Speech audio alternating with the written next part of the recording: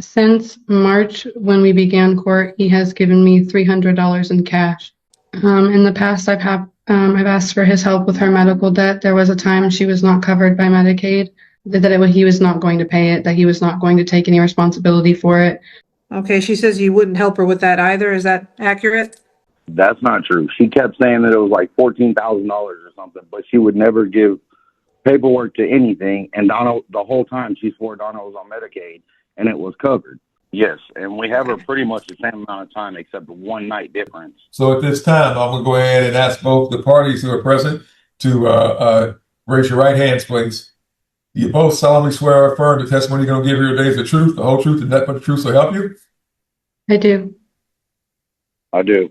All right, you're both officially on oath. You put your hands down. I'm going to let the state call you both as witnesses. That let them have the opportunity to cross-examine. And if there's anything else either you think I need to know that doesn't come out during your general testimony, didn't come out in your general testimony, you can tell the court that information so long as it's relevant. So at this time, Mr. Welch, call your first witness. Thank you, Your Honor. State calls Rachel Collard. What is your full name? Rachel Rhiannon Collard. What is the full name of the child in this case? Donna May Hamby. When was Donna born? 10/06 of 21. So how old is she? She's turning 4 this October. So could you hear my opening statement to the court? Yes. Was it accurate as to what we all agree on? Yes. And just to make sure, what health insurance is Donna currently on right now? She's on Medicaid through the state. Do you have access to private health insurance? Not at this time. If I were to be married, she would be eligible for Tri-West insurance. All right, but you're not married right now. No, I'm not currently married. Are you planning on getting married in the near future? It has been discussed, but Donna and her insurance are my primary concern with doing so. All right. I guess no private dental insurance either? No.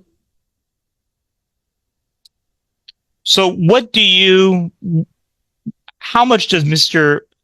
Hamby do for a living as far as you're aware? He owns his own business as a mechanic. Do you know how much he makes from that?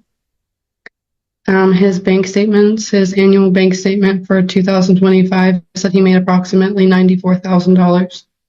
Rachel testifies that bank records show nearly $94,000 in deposits for 2025, but Rusty swears he only brings home about $3,500 monthly. That's a massive gap. So, is it income confusion, or is somebody hiding money? The judge will have tough questions. And where did you get this from? Him and I are still in the same bank account, which we have been since we were in a relationship. And that is where I accessed that information. And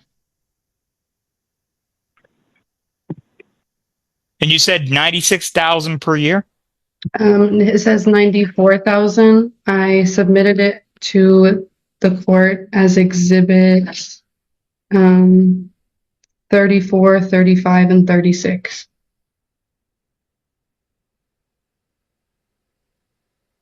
Can those through email, ma'am? Yes. All right, thank you. As a witness, Your Honor. All right, then, Ms. Garcia, you're a witness.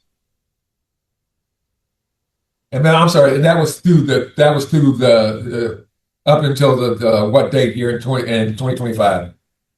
It just gives an overview of his account, and it says in 2025 he made $94,000. And then there's another one for, I believe it is either 2025 or June, which shows another number that he made. So, but we're not all the way through all that. So it is for 2025, and we're getting ready to start the last quarter of 2025 next month. Correct? Mm-hmm. All right, thank you. So this is the amount through the first 3 quarters. Got it. I'm just trying to get my dates right. All right, thank you. All right, Ms. Garcia, you're a witness. Has the child been residing with you continuously throughout the course of this case? Yes. Has the father, Mr. Hamby, has he provided any sort of voluntary support or for the child? Since March, when we began court, he has given me $300 in cash. Okay, that's every month? No, that is Just in 300 total? Yes, since March. Okay. Have you asked him for any help with anything? Yes, repeatedly. Okay, what kind of stuff did you ask for help with? Even just this last week, I asked him, she had an allergic reaction of some kind. She was obviously in need of medication. I had asked him if he could help with that, and he was unable, so I provided it. Okay. Did he tell you why he was unable? No, he just said, I will try to figure something out, and then stopped responding. What other type of stuff have you asked him to help with or provide? In the past, I've asked for his help with her medical debt. There was a time she was not covered by Medicaid, and so I was in about $14,000 of medical debt when I made him aware of this. Rachel explains she's stuck with $14,000 in medical debt when Medicaid didn't cover her child. Rusty denies responsibility, claiming it was already covered. But here's the question. Should a parent step in regardless, or refuse until paperwork proves otherwise? The courtroom tension keeps rising. He told me that it was not in his, he was not going to pay it, that he was not going to take any responsibility for it. Since that point, Medicaid did go ahead and back pay a lot of it. But he is pretty firm on the fact that he will not pay for anything at my house. Okay. Has he provided anything as far as like toys or clothes or anything, food or anything like that for the child? Not while at my house, no. Okay. As the witness. All right, anything on redirect, Mr. Welch? Yes, Your Honor. Ms. Collard, did you send these bank statements to the state? Yes, I sent them Tuesday afternoon.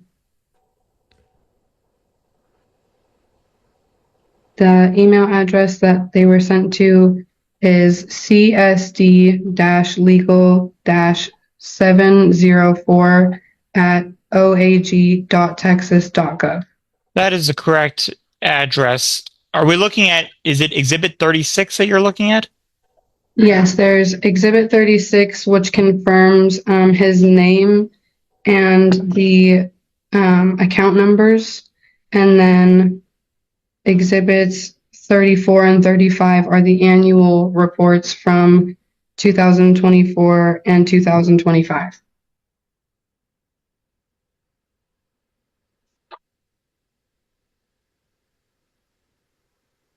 Pass the witness, Your Honor. All right, anything else in this witness, Ms. Garcia? No, Your Honor. All right, then let's go ahead and let you call your next witness, and you may proceed at this time with the next witness, Mr. Welch. Thank you. Thank you, Your Honor. State calls Rusty Hamby. What is your full name? Rusty Ray Hamby. All right. So is it accurate to say that you want to have to be the custody over the child in this case? Yes, it is. And so you're opposed to the state's request to put a current child support amount and increase the cash medical.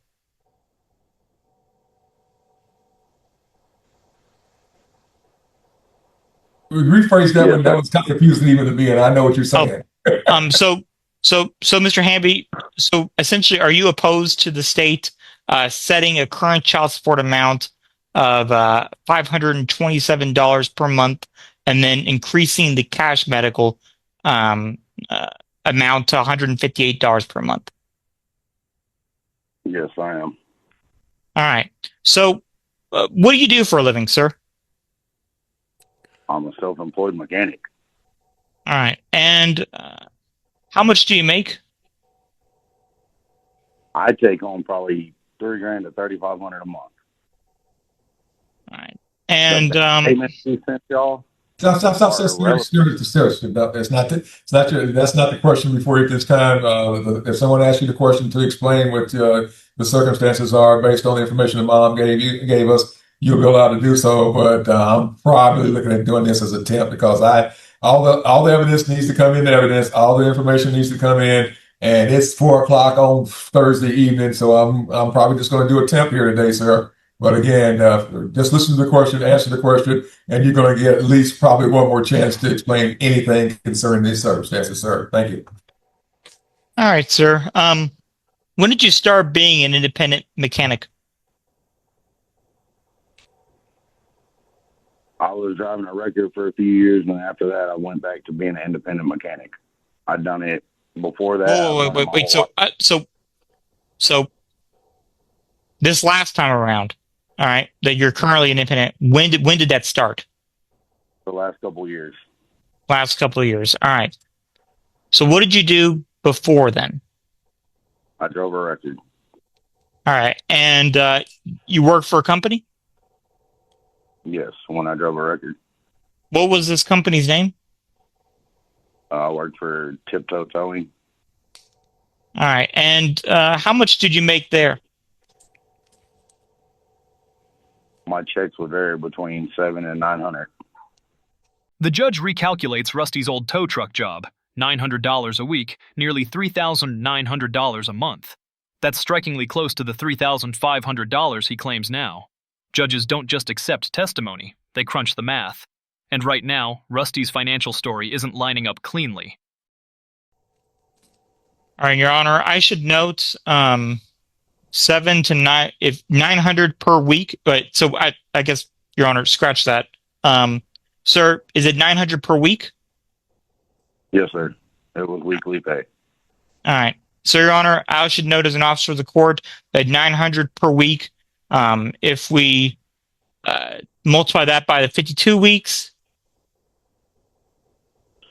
and then divided by 12, that gets us $3,900 per month. Got it. So why did you stop being this tow truck driver and then become an independent mechanic? Because it was too much. I mean, you work ungodly hours. So did you quit or were you fired? No, I quit. I put in my two weeks and quit. And when was that, sir? Recall which month, which year? I don't exactly. No, sir. All right. Okay. What's it? The last part of 2023, the first part of 2022. What are we talking about? You remember that? It was like the ending of 22, maybe. Okay. Thank you. You may proceed, Mr. Wells. Thank you, Your Honor. What is your highest level of education? High school diploma. Do you have any special license other than driver's license? No. What did you do before being the tow truck driver? I was a self-employed mechanic. All right. And were you making around that same amount, 3,500, or something different? Yes, around the same. I mean, it varies. You can make 1,000 to 30. You know, it don't. I don't know. It's the average, sir. That's all he's asking you. We all know. Well, I was a private practice attorney. Some weeks it was Don Perignon. The next week it was barely able to buy a big goat. Okay, we get it, sir. All right, thank you.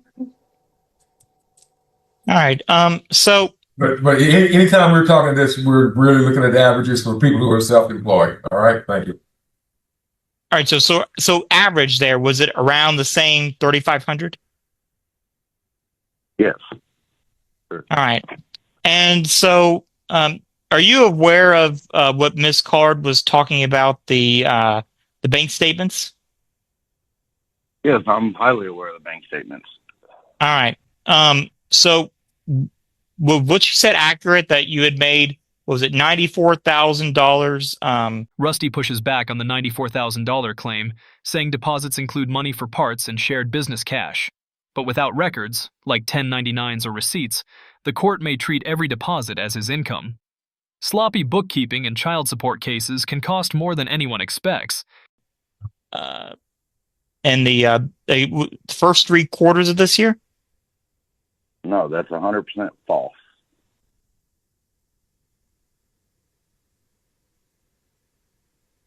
The money that goes to that bank is not Got it, sir. fault. We got it. Well, we're going to let you explain in a moment, sir. Don't cut it off. But let him go and explain. I'm pretty sure I was looking at gross here, but I'll let him explain this out and make sure I'm looking at gross and not net. Thank you.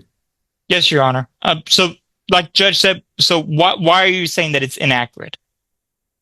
Because that is not all my money that goes to that bank. It's money that people send for parts. It's most goes to my buddy that works with me or my father that works with me. That is not all my money. Okay, here we go. That money That's my turn. I'm sorry. Multiple people. All right, sir. Sir, do you have an actual name for your business that you're doing business under? No, sir.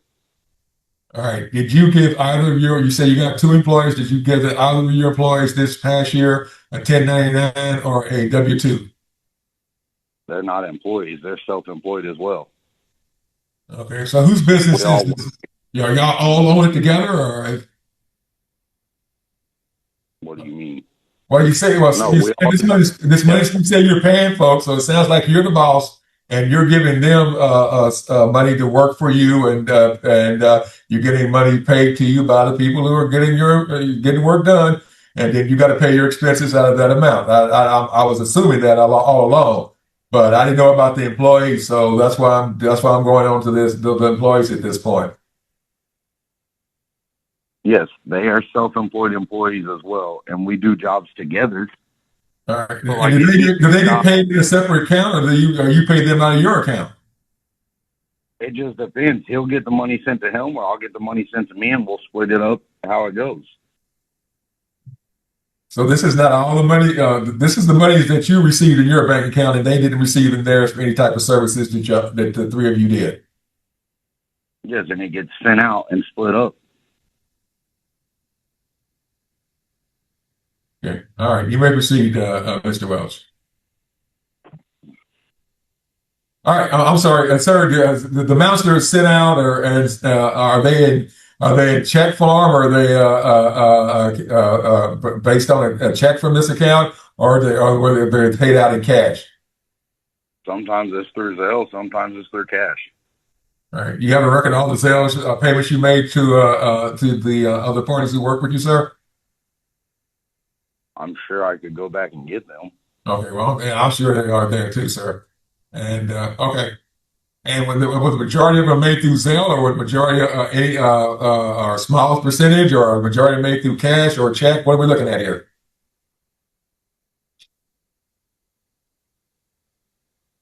It's probably mostly through Zelle. All right, then. So you get documentation to show everything. Got it. All right, that'll work. Thank you. You may proceed with the questioning, Mr. Welch. As a witness, Your Honor. All right, Mr. Garcia, your witness. Mr. Hamby, Mom just testified that she's asked you on several occasions for assistance with Donna, but you've refused to do so. Is that accurate? That's not true. I give her money when I can. If I have money to give her, I'll give it to her. Okay, I so help her out if I actually can.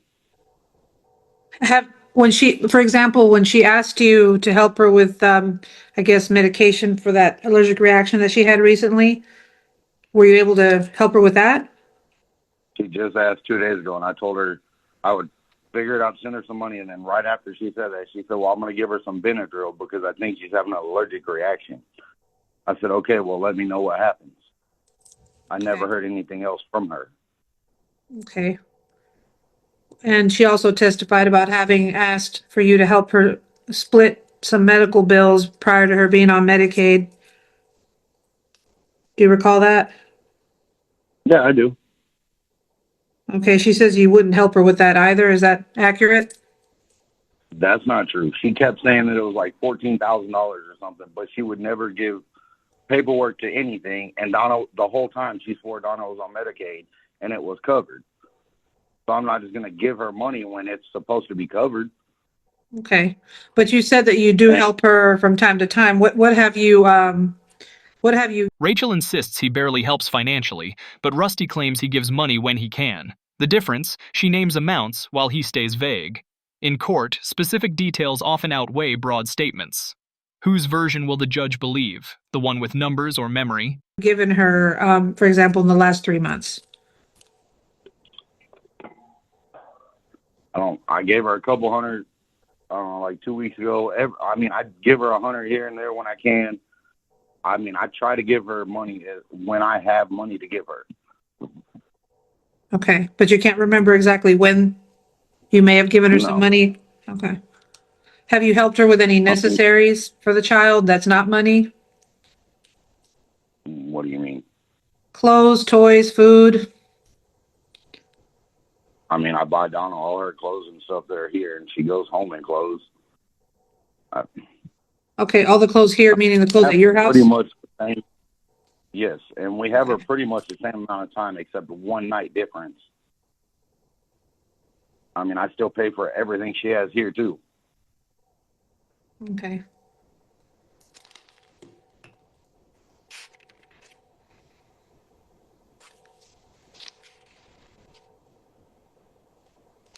Okay.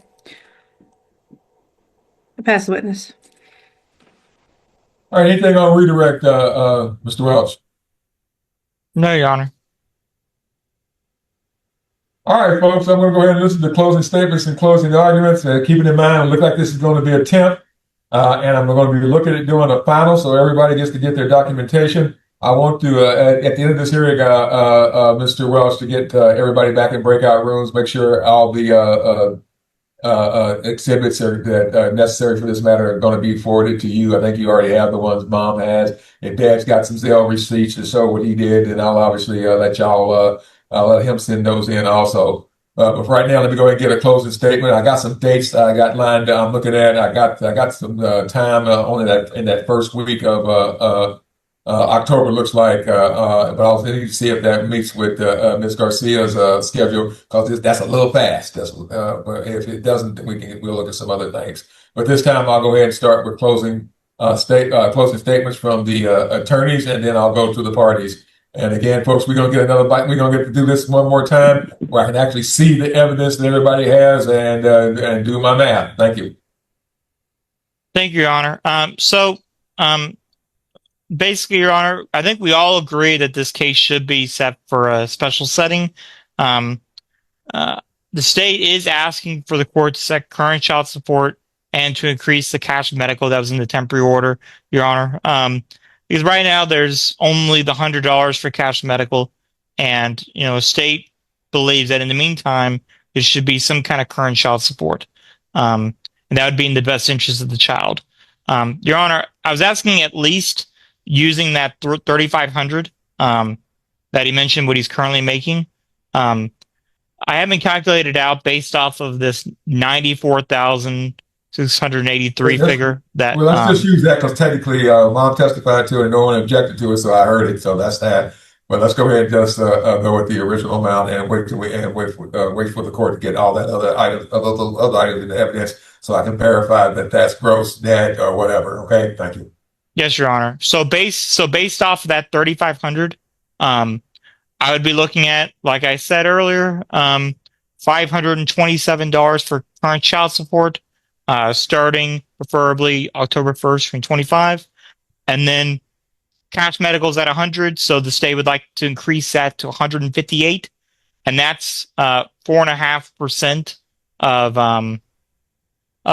that 3,500.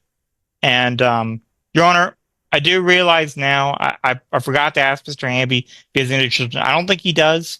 May I just ask him briefly? All right, go right ahead. Thank you. Thank you, Your Honor. Mr. Hamby, do you have any other children besides the child, Donna, in this case?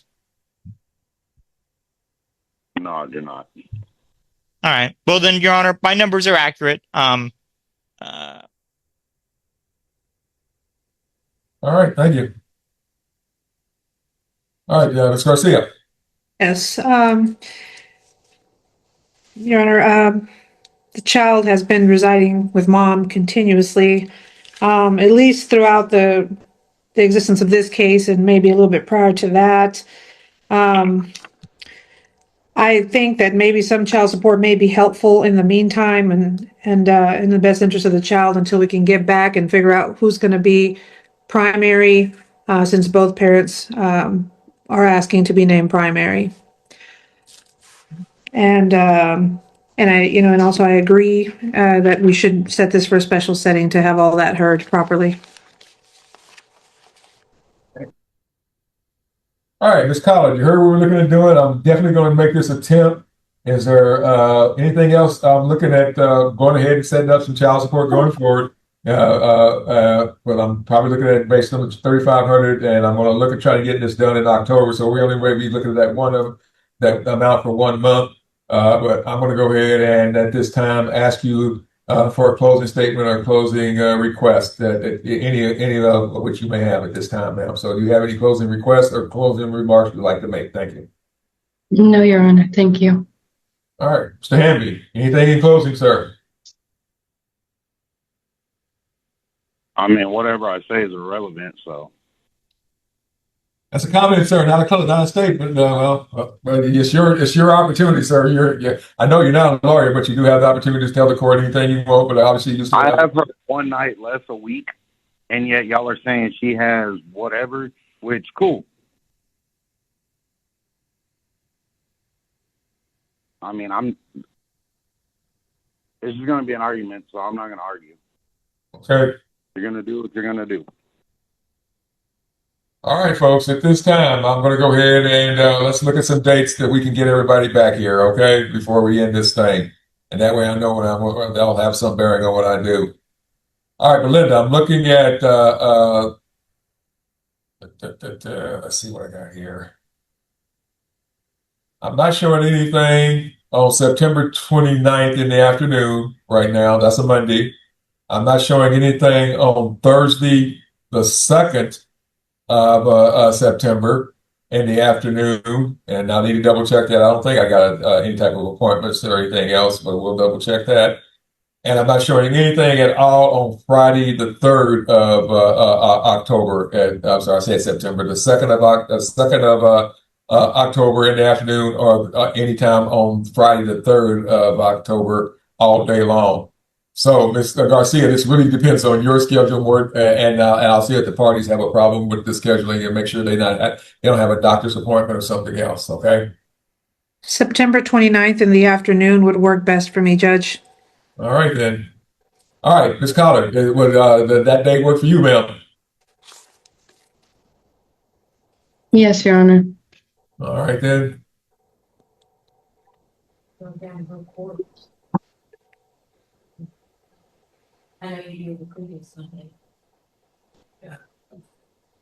Yeah.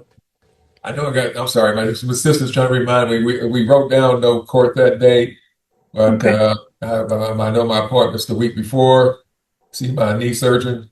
So let's just go ahead and I'll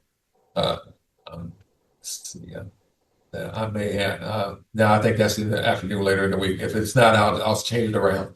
We're going to go. So we'll go ahead and look at September 29th at 1:30 p.m. as that time frame. Mr. Hamby, can you make that work for you, sir? Is it going to be Zoom or at a courthouse? It's going to be Zoom, sir. Yeah, I can make it work. All right then. All right, everybody. Well, since we're going to be there on the 29th, well, I don't have to make a temporary order dealing with child support. If we're going to start October the 1st, we can always, I can make that, we can do this as a final order and rock and roll once we get all the real math on this one then. All right, that makes it a little easier since we're doing it that early. All right, folks, let's go ahead and reset this matter for a final docket special setting at 1:30 p.m. to 4:30 p.m. You're the only case I have for that 3 hours.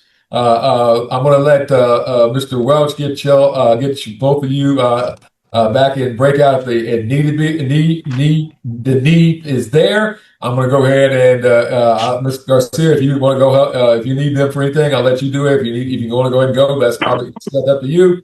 And sir, I probably definitely need for you to hang around and get that email address to send any evidence you wish to present at that time out to the state, so it can be entered in evidence on that date also.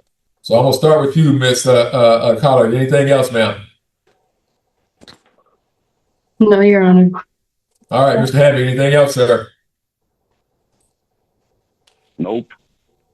All right, thank you both very much. And we're off the record. And Mr. Welch, if you want to get him back in the breakout room, and I'm not sure if you need anything else from Miss Collard, but I know you need to give Mr. Hamby that information so he can have that done. And folks, anything y'all want to be entered in evidence, I'll give you a deadline on that. It has to be in that email and to the state. The date is the 11th, so I want anything on that to be there by 5 p.m.